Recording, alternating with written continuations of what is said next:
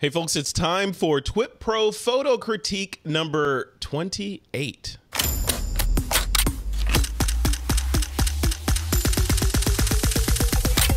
This is TWiP. Hey, welcome back to another episode of This Week in Photo. It is time for the TWiP Pro Photo Critique number 28. My good friend and partner in crime when it comes to, I guess, running really cool like photo events and critiquing photos. Mr. Troy Miller is on the hook for this show. Hey man, what's going on?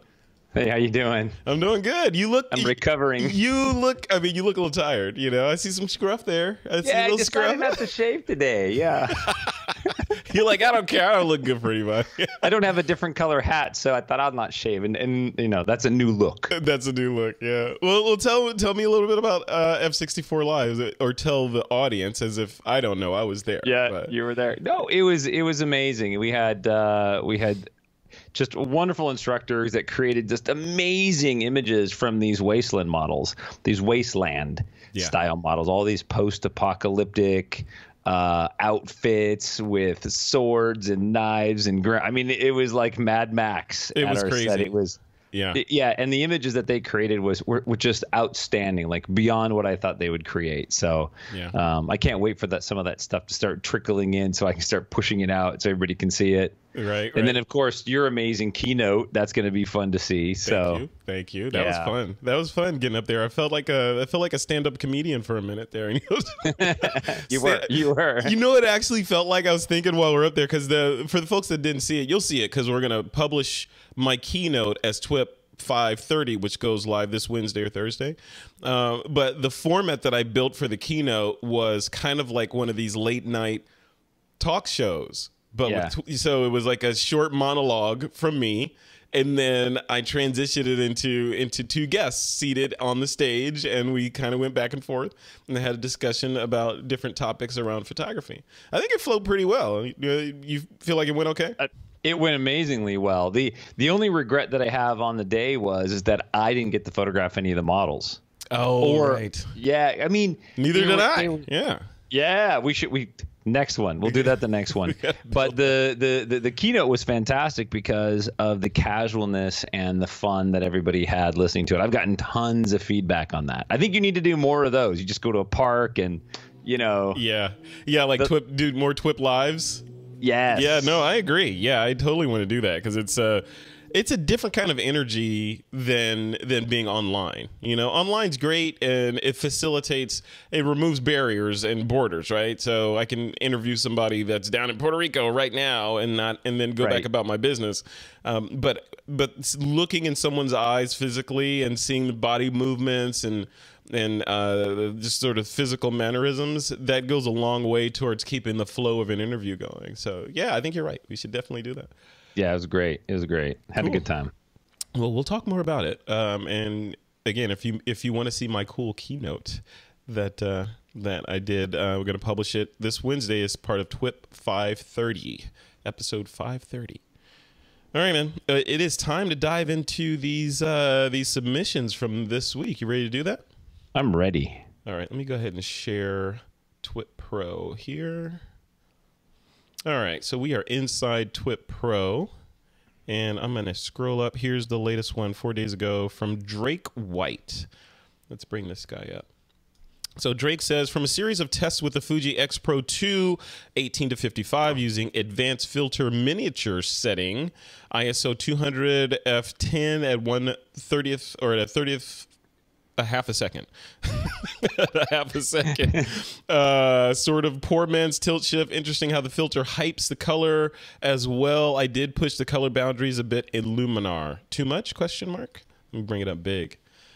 Yeah, I like this, man. This is kind of cool. This is very, very interesting. And I had to look at it big like this to kind of grok what it is. You know, I was thinking, oh, you know, from far away it looks like bowls with some flowers in it. Then you look closer, it's one of those little tea jobbers that whatever you call those things. Yeah. No, it's very interesting composition. I like all the colors. I like, you know, the graphic element that's going on in there. It's very nice. As he asked about whether it was pushed too far, I think so. I think that your highlights are clipping. You can see some banding and stuff going on around the oversaturated on the colors because you're starting to lose detail in there, getting a little solarization. Yes, that's it. Yeah, that's a perfect term. Yeah, that's what's happening there. Even in the yellows and the reds. The reds tend to be more sensitive. The sensors are more sensitive to the red channels anyway. But in this case, I think they're both clipping a little bit. Yeah, yeah, but it's still beautiful. It's still. I mean, you look at it, you're like, what is going on there? And to know that he used he's on the Fuji with the miniature setting. It's kind of cool. I love what those little tools do inside the camera. Have you ever played with those tools on any of your jobs?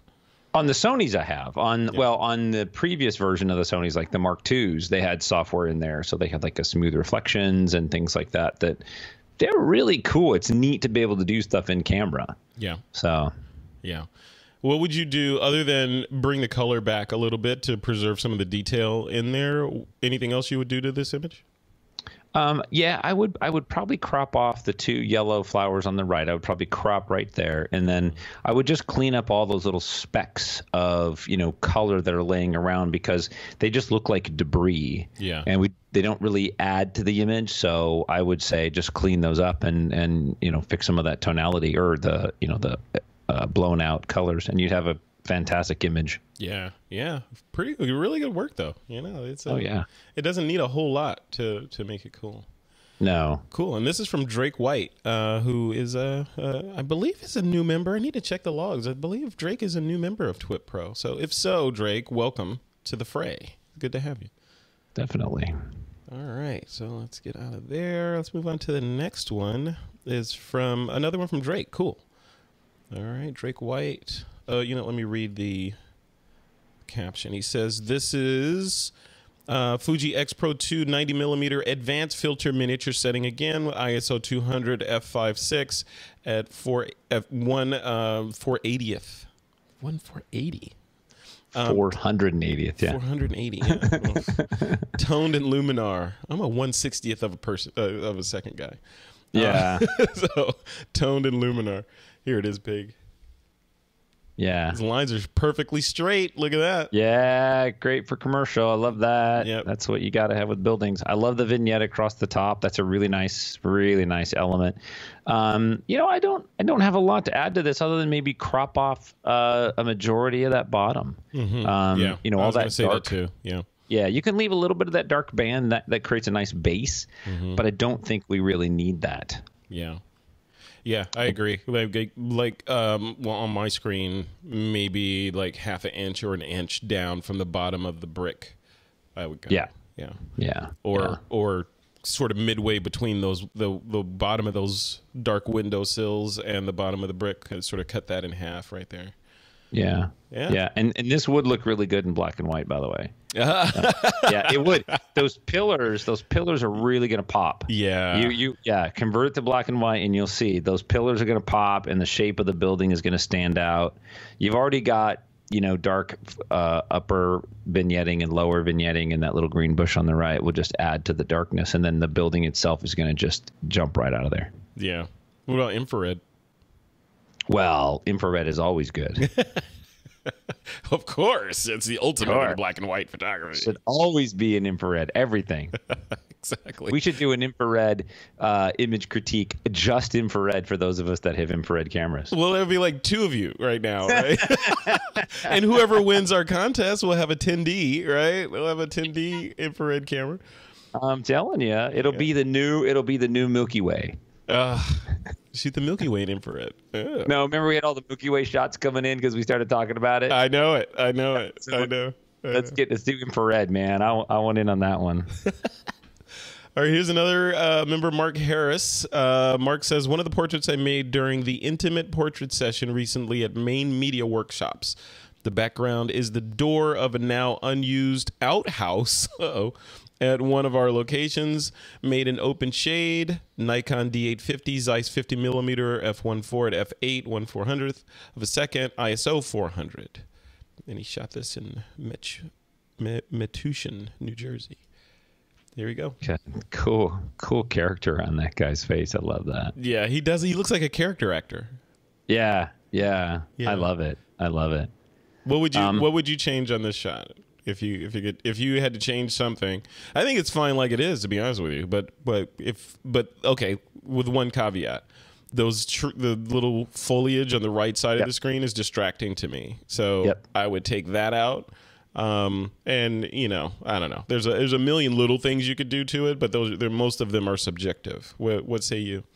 Sure. I think that taking out those green elements on the right would be my top priority. That would be the first thing. And then it wouldn't happen to this image because I love the way this image is here. I might work on his eyes a little bit to bring out a little bit more sparkle in there. Because the eyes are really important in a portrait session like this, and he's looking directly at the camera. Yeah. So it'd be really nice if we could see into his eyes a little bit more.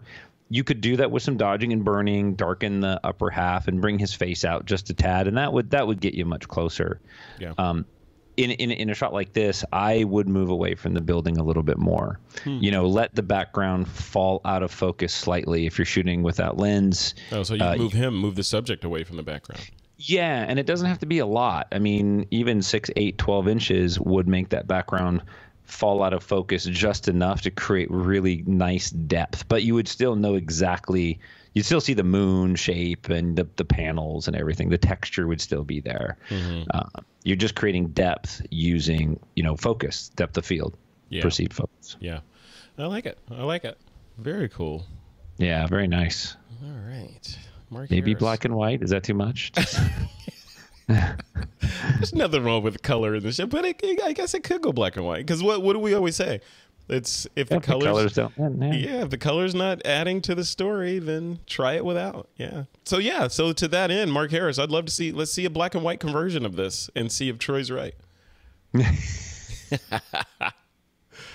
All right. So moving on to the next one, Howard Yermish. Okay, so sunset in Nova Scotia, tide coming in, Canon 5D Mark IV with a 1635 f2.8 at 45 seconds. Nice. F16 ISO 100 using a reverse graduated, I'm assuming neutral density filters, and a 6-top neutral density filter in a wine country camera filter holder. Okay, I'm not familiar with that brand. By the way, if you haven't seen the Wine Country camera filter system and you like long exposure stuff, go check it out. Oh, I definitely will. I've never heard of that. Have you heard of Wine Country? I haven't. No, I haven't heard of that. Yeah, no, I'm going to check it out for sure. I don't normally use filters when I'm shooting. Why not? You said that with like sort of a nasally sound in your voice, man. No, because you turned into Urkel for a second. You're like, I don't really shoot with filters. I can just see it now. Okay, we have our panelists here. We're going to talk about why we do and don't use filters. Yeah, exactly. You know that's coming, right? Filters. Are they evil? I don't use neutral density. I mean, I don't use like gradiated filters and a lot of neutral density filters. I have like one 10-stop neutral density that I'll use to do longer exposures, but like gradiated filters and things like that, I don't use. Because if I want to do a really long exposure, I usually will just shoot 2 and then I'll stack them later and do a pseudo HDR. Oh, okay. So you'll do it in post, basically. Yeah, I just don't like carrying all the equipment. I mean, it's better to get it in camera, granted. And if you have it and you want to shoot it, do it in camera. But yeah, I'm more of I want to go shoot another shot. Huh. Interesting. Well, that said, technically, when you look at this image and compositionally, what do you think? Well, if it was black and white, it would be no. This is definitely a color shot. I was gonna say, dude, now you just lost all credibility. No, you know what? I love it. I really do like it the way that it is. I like that the horizon's not dead center, and that's really nice. I like the intention of the foreground. I would just get rid of those trailers in the back on the left, just below that tree line. That's really easy to do. I feel they're a little distracting. And maybe take a little space off the left, but not much. But other than that, I don't see a whole lot that you could do. I mean, I love it. Would you keep the sandbar in there over on the right? I would. I like that because to me it adds sort of this, pseudo S-curve feel. Where you've got the out there, and then you come around into the bay or whatever. Yeah. And I like it. I mean, I like that in there. It doesn't really bother me. Yeah. So no, I think it's when I see shots like this, you know what I think? I think of Craig Colvin Shiva or Kyle Nishioka, and they put a model on these rocks in the foreground. Right? Or on the sandbar. Or on the sandbar out there. Yeah. Standing up there doing some ballet pose, right? Yeah, that'd be kind of cool. Mm-hmm. Awesome. Or a wasteland model. That would be or a cool. waste. Oh yeah, right. Yeah, absolutely. Yeah, apocalyptic. All right, cool, Howard. Thank you for that. That's really very cool. nice, Howard. All right, so moving on. Speaking of Kyle Nishioka, Kyle says, this is from a casual beach shoot about a year ago. Lighting info. It's a strobe as camera right, as the key light, and the sun is acting as a rim light, camera left. I dropped the ambient about a half a stop or so below the key. All right, let's bring this up big.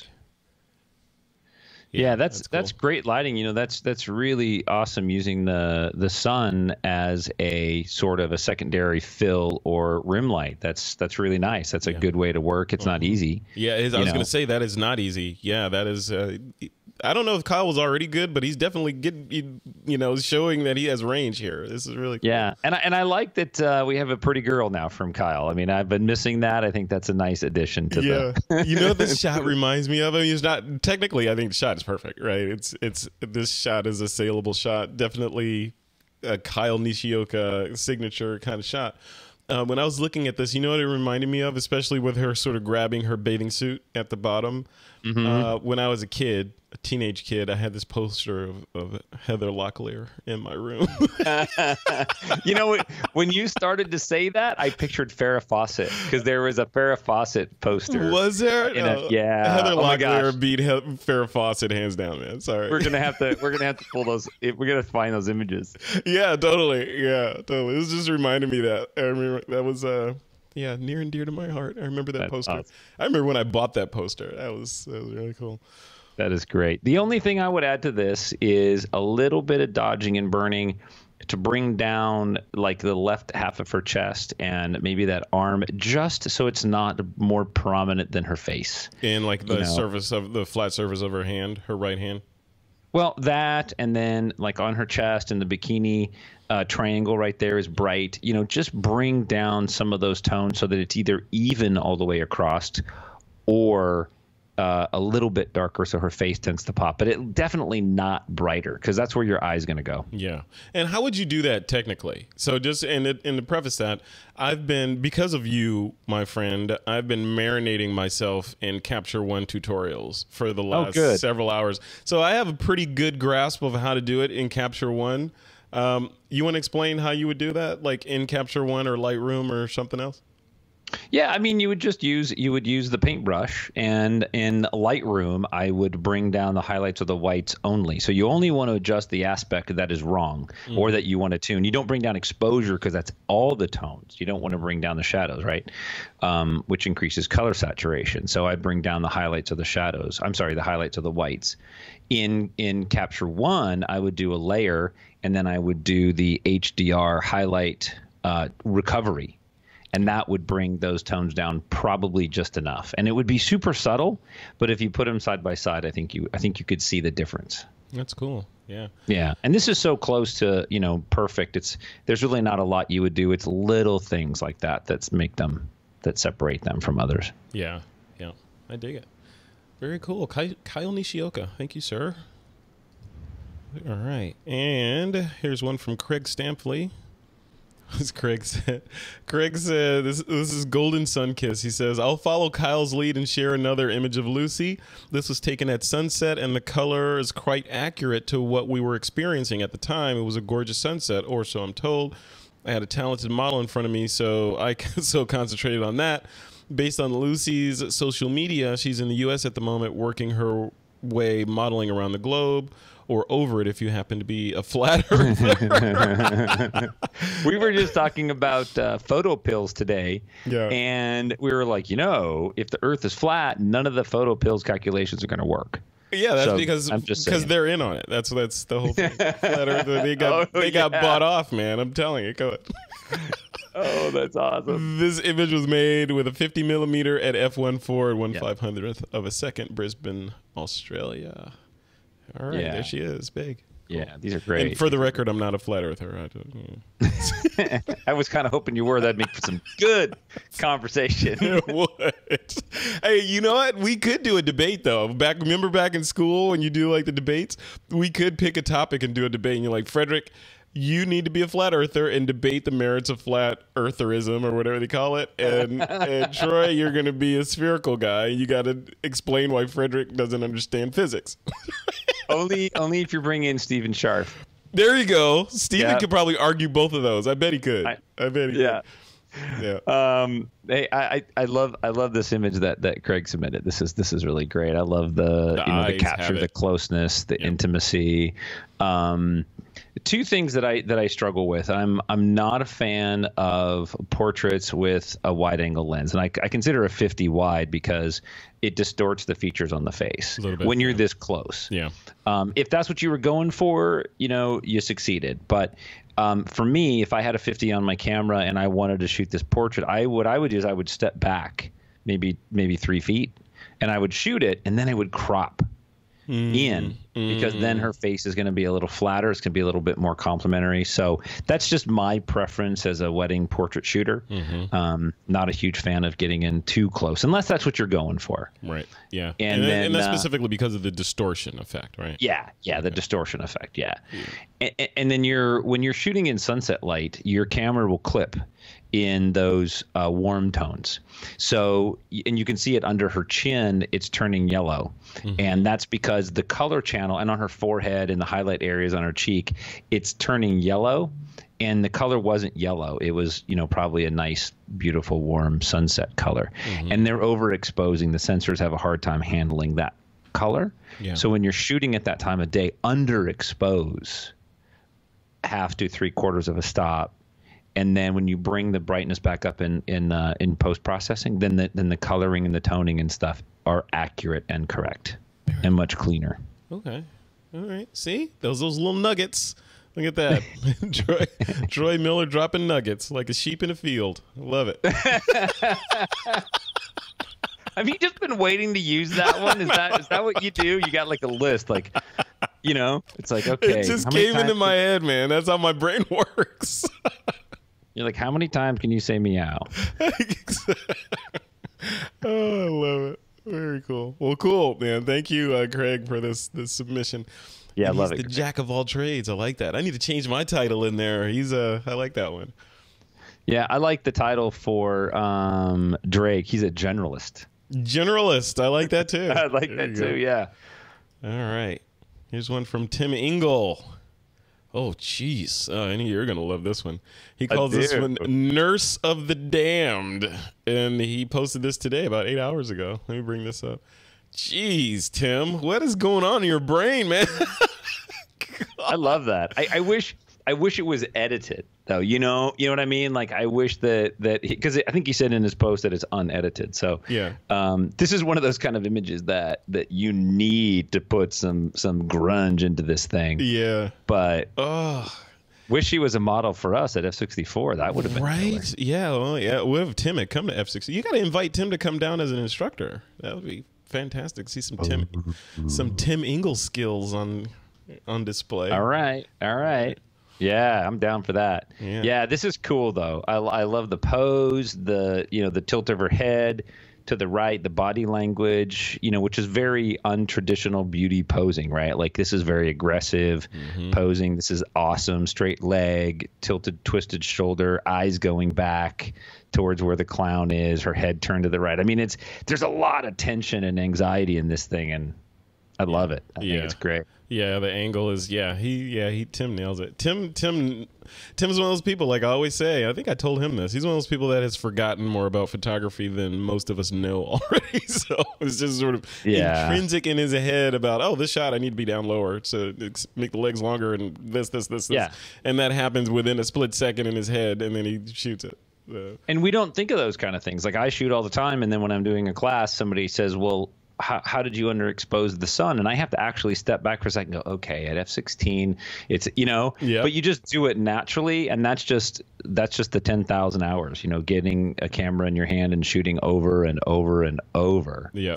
You transcend the equipment, which is super important because Yeah. Build muscle memory and transcend the equipment. I love it. Yep. Cool. Yep. Awesome shot, Tim Engel. Thank you. I want to see more from this series. I'm guessing this is not the only one that you did. Yeah, I was going to say, he had to have taken more than one capture. No. If I know Tim, he went to town. So yeah. He's holding out. Yeah, he's going to wait. He's going to see them in. Yeah. Very cool. All right, we're in there. Christopher Berry is next. Yeah. This is from F64. He says, this was a capture from F64 over the weekend. I was in line waiting to shoot a studio lighting setup and ask one of the awesome models to step aside and shoot. This was Ben. Available light was the red bulb in the center of the stairway. The accent on him was my iPhone LED with a small silver dish I saw lying on a shelf. Cheers. Wow, look at that. How about that for on-the-go running gun shooting? Look at that. Oh, I loved it. He showed me this when we were there, and I just dig it. Good use of the ceiling and the space that he was in, using the mix of colors from the warm light and to the blue light of the iPhone. There's actually a picture down in the thread of the phone sitting on the counter, the setup. I don't know if you saw that. Oh, let me pull that. Let me see if I can get to that. It's down in the thread. Yeah. Oh, yeah, there it is. But I love it. Yeah. Oh, that. Okay. Yeah. Wow. Yeah, I might crop up from the bottom slightly. I don't think we need all that dark space down there, like, just below where the highlights begin or something. That could just help bring our attention up into the face a bit. And then, if you were to bring this into Photoshop and work some of that shine off of his face, or maybe increase some of the would be like the clarity or the dehaze or something edgy in there. Yeah. But I'm being picky. I love his shadow of his hair on the wall, and it's very cool. And he was a great model. He was great for everybody to work with. He definitely had that look. Yeah, and seeing these models walk around that place was Mad Max, right? It was like it was basically like they looked like they had stepped off the set of Mad Max or Waterworld or something like that, and you could put them in front of anything almost, and it would be like, oh, wow. I was talking to this guy offline. We were just chit-chatting, and I was like, have you ever considered just like dressing like this and going into a Starbucks and just, saying coffee? And that's it? Yeah. Coffee. Some of these guys have like guns and knives and swords and stuff all over their body. Yeah. So buzzsaws. Yeah. I'm surprised we didn't get attention. Yeah, because they're walking around. I was like, you cannot be walking around like that in this environment. Seriously. It's dangerous. But cool. Yeah, this is a cool shot, Chris. And bravo, you get extra credit points for manipulating and using what's available to get a unique shot rather than relying on what's provided for you or what's in your bag. You're like, what can I use around here? And he stepped out. He pulled this guy aside and did this shot. It wasn't like, this is the shot that the instructor set up. So very cool. Yeah, and that's actually in the dressing room. That was actually in one. I'm pretty sure that's in the dressing room, just off to the side of where all the sets were. Yeah. So it was small, and there's not a lot of space in there. So good job. Very good. All right, Chris Berry, rocking it. All right, let's get out of that. We got one more, Stephen Scharf. All right. Let's see. This is North Star Pond in Davis, California. Fujifilm XT1 in the 1855 f2.8 at f8 1/550th of a second. Wow, look at this thing. Let me bring this up big. Beautiful. Yeah, I dig those clouds. He put this in for you. He put this in for you. Yeah. Way to suck up to the critic there, Steve. Well, but this is a really good example of how a black and white works amazingly well. And if you have the color, Stephen, I'd love for you to post it, because you'll see that, the sky will be gray and then white and then the blue and then the green and yellow in the foreground. And you're going to be busy looking around the image. And then it's just shapes and reflections and tones. And it's otherworldly. Yeah. Yeah. I want contact lenses so I can just see everything in black and white. Yeah, or infrared would be better. One day, you know, they'll be able to just scoop out your eyeballs and put new ones in there. Yeah. Nah, I did the Geordie visor. I just get a little visor. Yeah, but you know what'll happen? Advertising will invade and subsidize the price because it'll be like, you know, they cost $10,000, but you can have a pair for $100. But every time you blink over 50 times, you have to watch an ad. You're right. That'd be a good premise for a science fiction. Actually, that was a premise for one of those science fiction anthologies. I forget which one it was, but it was they were talking about the future where you were forced to watch ads to get credits to buy stuff. It was crazy. It was very crazy. Very cool. Now you just gave more ideas to somebody. I know. I know. Well, hey, I'm getting older. By the time they do that, I won't care. So. Hey, sorry for the abrupt ending to this TWiP Pro photo critique session. We had some Skype weirdness happening, and it was screwing with the audio and the video, so I just decided to cut it right there and then record this outro for you. Anyway, thanks for checking this out. If you want to have your images, if you're watching this and you're not a TWiP Pro member, head over to TWiPPro.com and sign up and become one of our members. Thanks a lot, and we'll see you in the next TWiP Pro photo critique session. Peace.